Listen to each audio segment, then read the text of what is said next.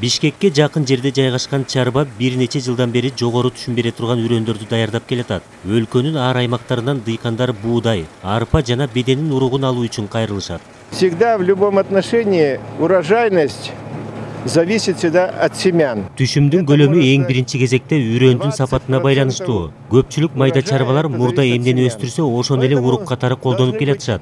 Анын түшүмдүүлүгү жылдан жылга төмөндөп жатат.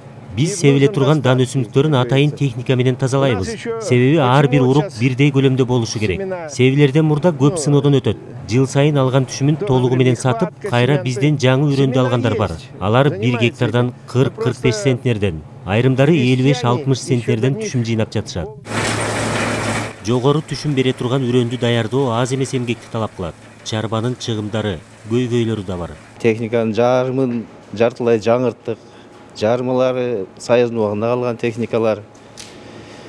Техникалар Кудайга шүгүр жетиштүү. Азыркы убакта жазгы талаа иштеринде 80% дайындык болуп калды. Кудай буйрса. Эми бизге көйгөйлүү маселелер ушул трактор эмеле жүргөн кыймылдаткычтарга май, солярка жетишсиз. Баасынын бийиги. Айыл чарба министрлиги дыйкандарга көбүрөөк зарыл боло турган өсүмдүктөргө артыкчылык берүүнү сунуштаган. Чүй облусунда дан эгини менен кант кызылча сайдала турган аянттар көбөйөт. Быйыл Чүй областы боюнча 285 000 гектар дан эгиндери себилет. Бул былтырга салыштырмалуу былтыр 259 000 себилген. Быйыл андан көбүрөөк себилип атат. Дагы приоритеттүү бул бизде кызылча болуп атат.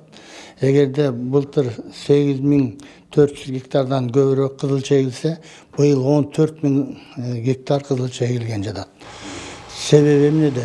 Себеби былтыр кызылчанын түшүмдүүлүгү аябай жакшы болду.